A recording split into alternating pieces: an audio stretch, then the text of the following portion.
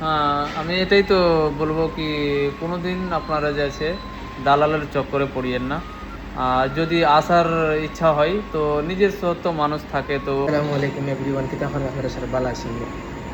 তো অনেকদিন পরে আপনার সামনে আমি আর একটা বিষয় নিয়ে আপনার সামনে আমি আইছি। কিতারে আমি কোনোদিন আপন মানুষ ছাড়া বিদেশ আইবে না, কারণ হচ্ছে আইলে আমার বাইর লেখান বড় কষ্ট করতে হইব। কিতা বল ভাই, কোনো দালালের মারফতে আপনারা এখানে আসবেন না।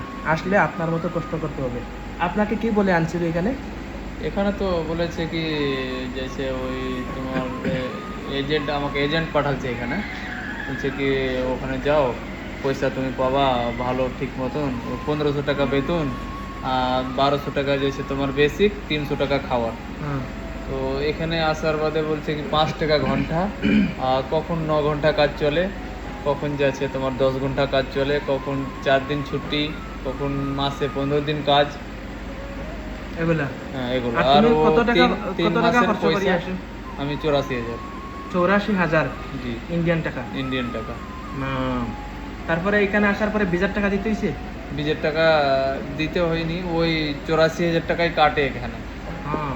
এখানে কাটে ওই। তো মানে একটা জিনিস, এখন বাড়িটা আইছে এখানে দেখা যায় অসুস্থ হয়ে গেছে কাজ কাম করিয়ে না। তো এইগুলো বাড়ি সব- কোথায়?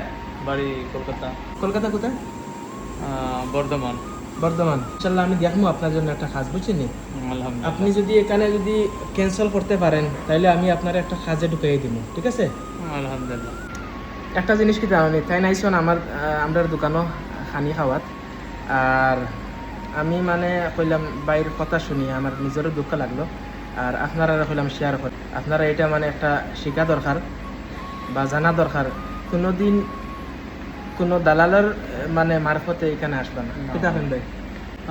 আমি এটাই তো বলবো কি কোনোদিন আপনারা যে আছে দালালের চক্করে পড়িয়েন না। আর যদি আসার ইচ্ছা হয় তো নিজস্ব তো মানুষ থাকে তো ওকে বলবেন, ও পাঠাবে ভিজা, ইয়া অনেক ওরকম কোনো যে আছে জোগাড় লাগাবে, ও হিসেবে আসবেন তো ভালো থাকবে, নাহলে শরীর যে আছে নষ্ট হয়ে যাবে কাজ করতে করতে। তো আপনার আম্মা আব্বা আছে? হ্যাঁ আলহামদুলিল্লাহ আছে।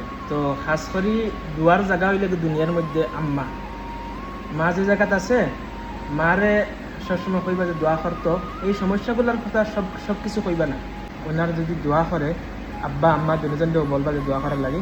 আর সেকেন্ড কথা হচ্ছে যে কোনো ধরনের কোনো ইয়ে লাগে এখানে আসবা, আমারে সাথে কথা বলবা। আমি ইনশাল্লাহ দেখবো আপনার সাথে কি করা যায়, বুঝছেন? আলহামদুলিল্লাহ। যে কোনো অন্য কোনো জায়গায় খাস দোকানে যায়নি। ওকে।